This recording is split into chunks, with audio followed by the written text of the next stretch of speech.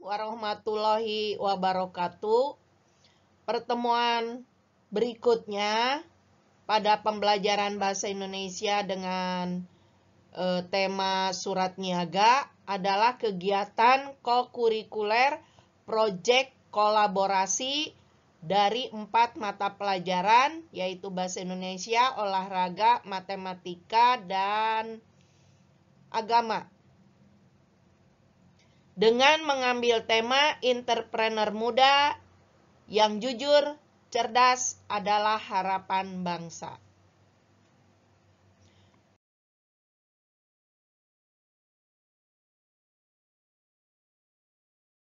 Proyeknya adalah kalian membuat peta konsep dari salah satu jenis surat niaga yang dikaitkan dengan hukum agama. Mari kita kembali mengingat sejenak untuk bagian-bagian surat. Bagian-bagian surat ini terdiri dari 14 bagian, mungkin ada kurang dari 14, tergantung dari isi suratnya. 14 itu apa saja? Tentu yang pertama adalah kepala surat, kemudian ada tanggal surat, nomor surat, lampiran, perihal surat, alamat surat, kemudian ada salam pembuka. Dan selanjutnya ada isi surat yang terdiri dari 3 bagian, yaitu paragraf pembuka, kemudian paragraf isi surat yang sebenarnya, dan paragraf penutup. Setelah isi surat itu, kemudian ada salam penutup. Di salam penutup ada nama organisasi mungkin, boleh ada, boleh tidak. Kemudian ada tanda tangan dan nama jelas. Ada jabatan, boleh ada, boleh tidak. Ada lampiran, apabila ada lampiran. Dan ada inisial, apabila ada inisialnya.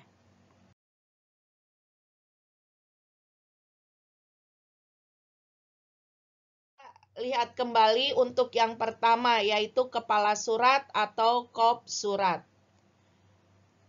Karena surat niaga adalah merupakan salah satu surat formal yang biasanya harus ada kepala surat atau kop surat. Kalian bisa melihat kembali bagaimana aturan cara menulis kepala surat sebagai berikut ini. Sebaiknya dalam kepala surat itu tidak ada yang disingkat.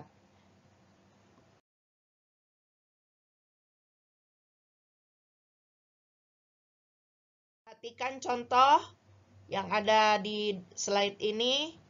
Ini adalah contoh kepala surat. PT ini tidak ada tanda apapun setelah P dan T.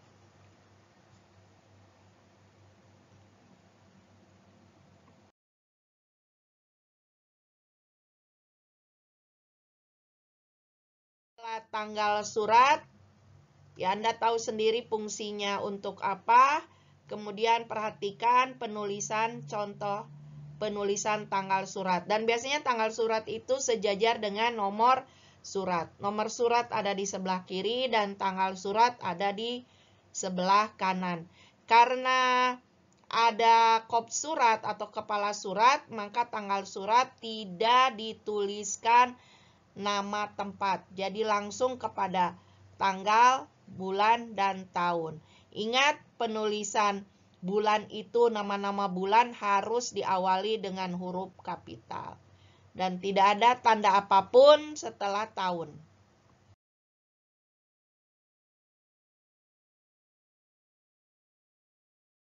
Penomoran surat. Bisa Anda baca sendiri bagaimana fungsi untuk fungsi penomoran surat ini.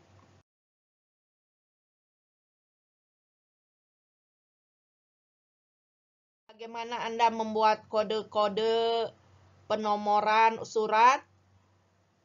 Nomor apabila disingkat menjadi 0 itu diikuti oleh tanda titik, tapi kemudian juga diikuti oleh tanda titik 2. Perhatikan contoh di bawah ini, di slide ini.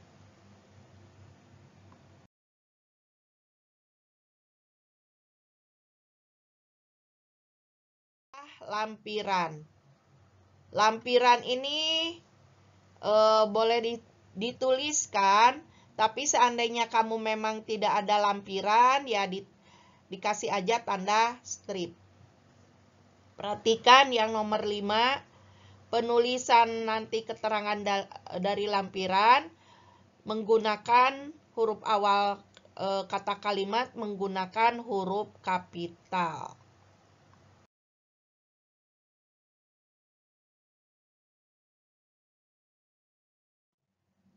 Lampiran 5 berkas, L huruf kapital, B-nya huruf kapital.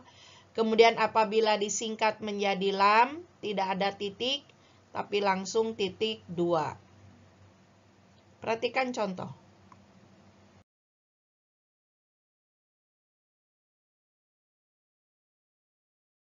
Atau perihal. Hal, bila disingkat adalah hal, itu tidak diakhiri dengan tanda titik, tapi langsung diikuti titik 2. Kemudian keterangannya diawali dengan huruf-huruf kapital. Perhatikan di contoh.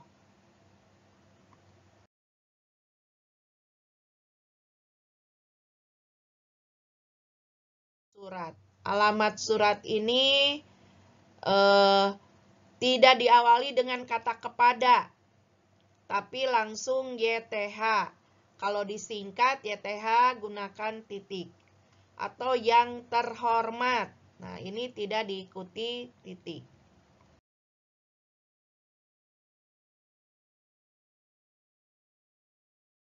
Ketentuannya, sebaiknya tidak menggunakan sapaan ibu, bapak, saudara, namun langsung nama dengan gelar akademik. Contohnya, YTH, Dr. Andas Tarmiji, misalnya begitu. Pangkat tidak boleh mengikuti kata sapaan, jadi menggunakan pangkat, Dok.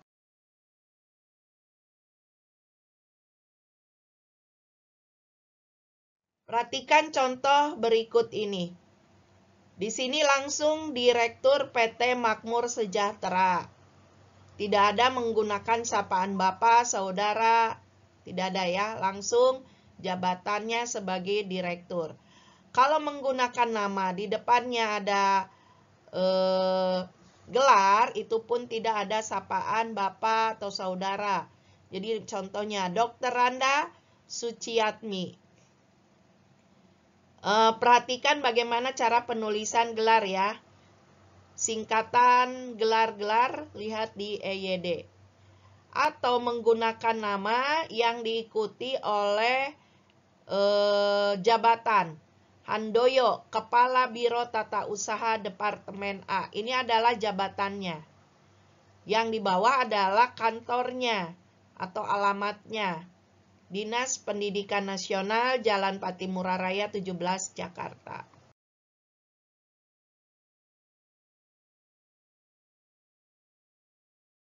Ini merupakan tanda hormat penulis sebelum menulis surat berkomunikasi.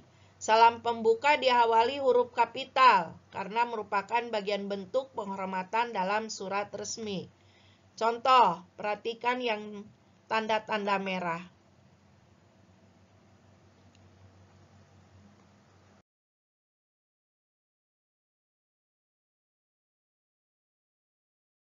Atau tubuh surat, ada paragraf pembuka, paragraf isi, dan paragraf penutup.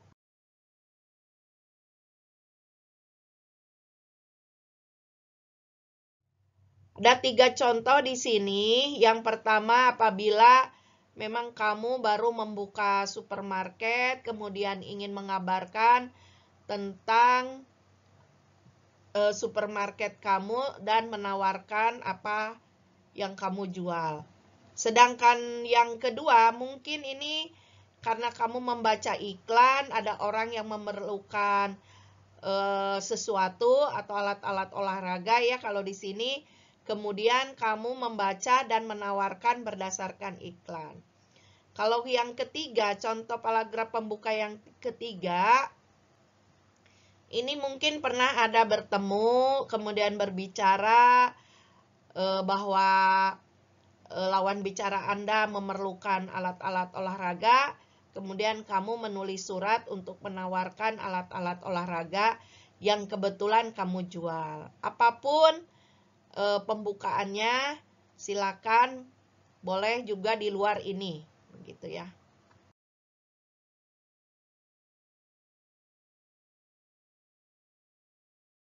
Paragraf isi. Ini merupakan hal pokok apa yang dikehendaki oleh penulis surat. Lihat dari perihal surat, apakah ini surat penawaran, surat pembayaran, pembelian, penagihan, atau apa ya. Jadi di sini sudah terlihat. Contoh ini sebagai bahan pertimbangan saya lampirkan daftar barang berikut harganya sebagai berikut ini. Wah, ini kalimatnya harus diperbaiki. Ini paragraf isi yang sepertinya bahwa surat ini adalah penawaran barang.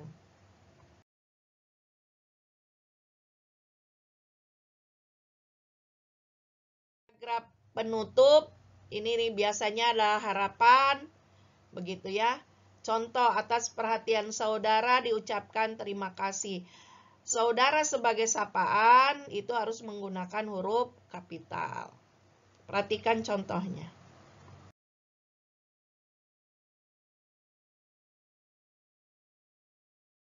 Salam penutup. Salam penutup juga merupakan menunjukkan rasa hormat penulis untuk mengakhiri tulisan. Jadi dimulai dengan huruf kapital setiap katanya dan diakhiri oleh tanda koma. Perhatikan contoh.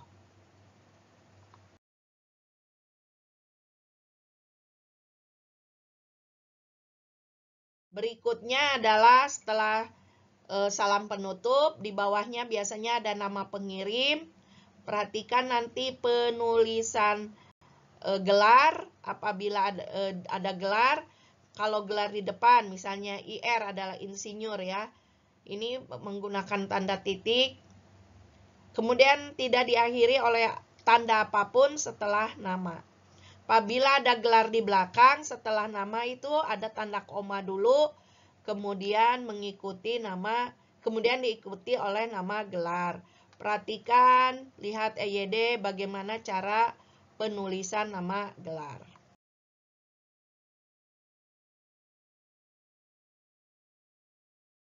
Untuk LKM ini merupakan proyek kolaborasi tadi ya, bahwa kita akan berkolaborasi dengan proyek yang sama, dengan tema yang sama maksudnya ya. Untuk bahasa Indonesia, tugasnya adalah pilih salah satu jenis surat niaga yang akan kalian presentasikan, buat bahan presentasi dalam bentuk peta konsep, kaitkan jenis surat niaga tersebut dengan hukum agama, cantumkan ayat dan dalilnya. Presentasikan hasil kerja kelompok di depan kelas. Kelompok lain nanti menanggapi. Ada di LKM 6 itu untuk format penilaian bagi kelompok yang menilai kelompok temannya. Nanti sistematika presentasi itu, pertama Anda harus menjelaskan apa itu entrepreneur muda yang jujur itu yang seperti apa, cerdas, dan tentu harapan bangsa. Kemudian sistematika yang kedua, pentingnya memahami surat niaga di dalam dunia bisnis itu untuk apa. Kemudian yang ketiga, tentu ini sesuai dengan tugas kamu, karena nanti akan diundi ya, kamu kebagian jenis surat niaga apa. Jadi jelaskan salah satu jenis surat niaga dan kaitkan dengan hukum agama yang dianut. Demikian tugas kalian. Ini merupakan tugas proyek. Silakan Anda kerjakan. Pertemuan berikutnya kita akan presentasi masing-masing kelompok.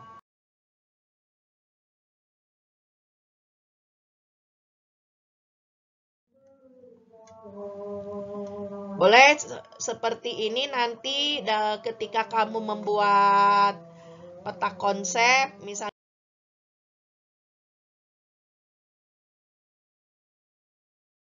konsep seperti ini, misalnya surat niaga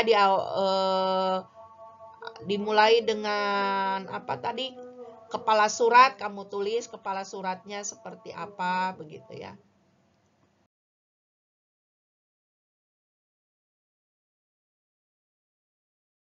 Hari ini dari 1 sampai 10, berapa tingkat pemahamanmu untuk materi hari ini? Apakah pelajaran hari ini menyenangkan?